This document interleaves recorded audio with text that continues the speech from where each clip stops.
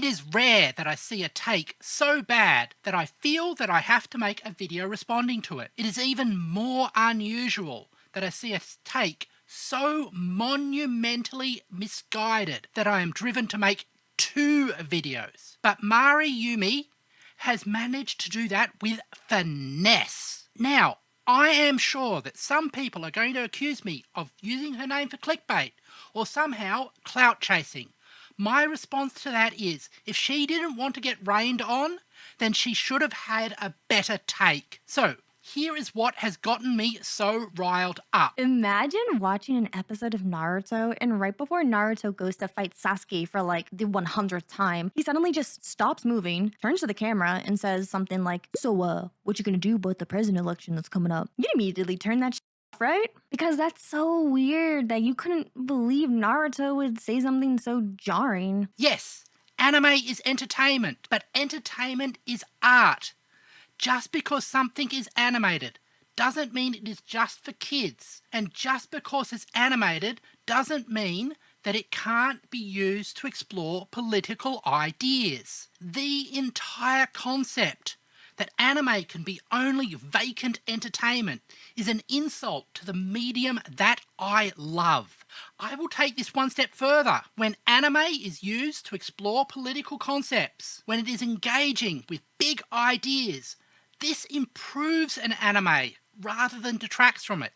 And I can prove it. This is that time I got reincarnated as a slime. As you can tell from the name, it is an isekai about a person who got reincarnated as a slime. Now, you would think that a silly anime about a slime wouldn't have anything political going on. However, our slime quickly gains control of a goblin village and a pack of direwolves. In that moment, our slime has to establish a system of laws for the people he is ruling over.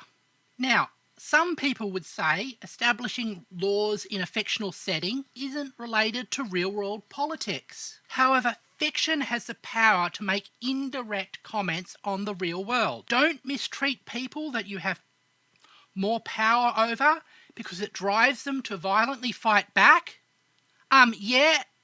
That hasn't been a political issue. The concept of having a legal system that protects against discrimination and by doing so ensures long-term social stability and prevents problems in the long term is a political concept. Talking about that doesn't feel out of place and is worked well within the world building of the anime itself. Indeed, it felt like a natural part of the themes and ideas of the anime. There are heaps of anime out there who don't care about these aspects of world building. They have a generic standard monarchy with kings, nobles, and perhaps a church as well. Good fantasy anime, however, gives thought to their world building, thinking about the political system that you build and how it might impact upon the people who live within it. If you do not care enough about the world you are creating to consider these things, why would other people care about your world? But I can already hear the objections. That's just talking about fantastic politics and only reflects on the real world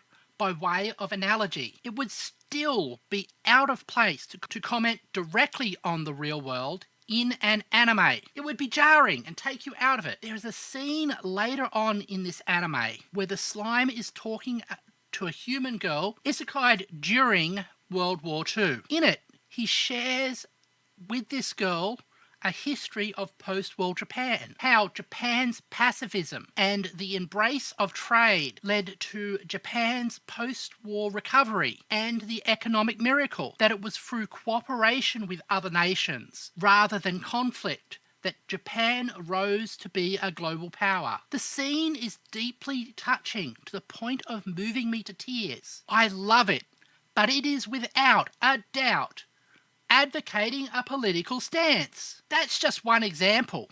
Perhaps the slime anime is something out of the ordinary, or perhaps it's unique towards isekai that they can be political. How about we talk about something more action-oriented? What about Kill la Kill? This is an incredibly silly anime about a girl with giant scissors and a magic blood-drinking school uniform. Surely this can't be political. Well, Kill la Kill shows its hand almost from the start by having the action begin in the middle of a lecture about the rise of fascism in Germany. We have the bad guys being a part of the fashion industry. Fashion, a word that sounds very much like fascism when pronounced in Japanese. Fascism celebrates the theatrics of state, valuing surface appearance over all else. In Kill la Kill, we have the anti-fascist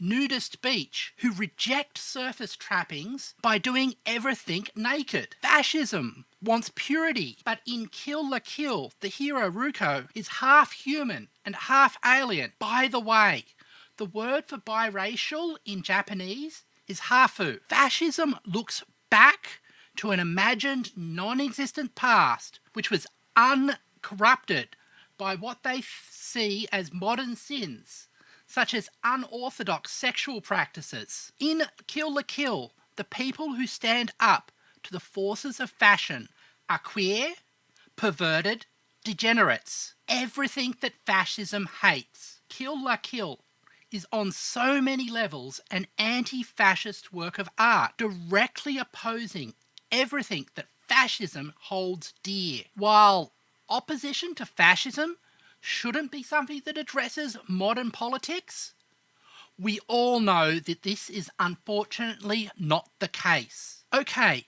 well perhaps Kill la Kill was made bottom up to be political. Introducing political subtext to what on the surface appears to be unpolitical would be bad then?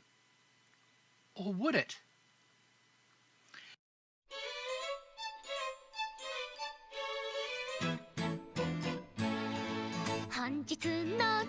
This is Synthogear. It is a magical girl anime where the magic of the girls' weapons is powered by their singing. It is a very, very silly anime. In this anime, there is a long-running theme that music allows people to communicate emotions that cannot be expressed with words. You know, like the theme that is put into half a dozen other idol anime. At the end of Season 5, it is revealed that the big bad guy is a Japanese nationalist. The nationalist quite regularly says, you can't protect yourself with songs. In order to protect Japan, he tries to use the goddess Shemha like a Final Fantasy summon. Now, to discuss the meaning of this, I am going to have to bite the style of another Australian YouTuber and discuss hard and soft power. In the study of international diplomacy, power is broadly classified into hard and soft forms of power. Hard power is the power that comes from military force. If your local homeowners organisation has a platoon of main battle tanks and uses the threat of their deployment to enforce their rules about lawn cutting, using military ordnance to enforce a local ordinance, that is hard power. On the other hand, soft power comes from cultural influence. If this HOA regularly organises a barbecue with live music, along with weekly night markets, and an annual second-hand book sale for charity, then, by ensuring that you are emotionally invested in your neighbourhood, motivates you to work to ensure that your house is aesthetically pleasing, that is an application of soft power. The Asia-Pacific region is a soft power battleground, with countries using their cultural exports in order to win the hearts and minds of the world. Japan using anime, South Korea deploying K-pop, and Thailand responding with Thai restaurants. In a very direct way, Japan and other countries are using songs to battle for the hearts and minds of the people of the world. When our nationalistic idiot says songs can't save the world, in an anime that contains musically powered magical artifacts, he is directly attacking the idea of using soft power for self-defense. But where does summoning a god come into this reading? Honestly, I was confused by this myself, until I watched Moon Channel's brilliant essay, Why Do You Kill God in JRPGs? In that video, he pointed out that Japanese media often uses God as a metaphorical stand-in for the orthodox systems of power and structure. The god that the Japanese nationalists summon is called Shemha Mifarash, a term which roughly means the explicit name. The explicit name they're referring to is this one, a name that I am not comfortable pronouncing while wearing the personification of a demon. If we go by the gods metaphors for existing power structures, summoning the Abrahamic god to defend Japan could be understood as Japan embracing US-style military hard power. So, Synthogear, the silly anime where singing idols save the space shuttle by punching through K2, is able to weave in a political argument about the use of soft and hard power. Anime is political because it is a narrative media, and narrative media is the way cultures digest and process concepts. If you are not noticing the political aspects of an anime, that may be because you lack the cultural background to understand the politics. So I call upon people to understand the media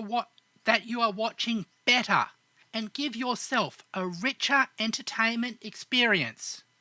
This video has been focused on Mari Yumi's ideas, not her as a person. So don't harass or be mean to her. I don't like people who are mean. And if you wish to have a richer, more informed experience, consider subscribing to me. Thank you, and I hope to see you later.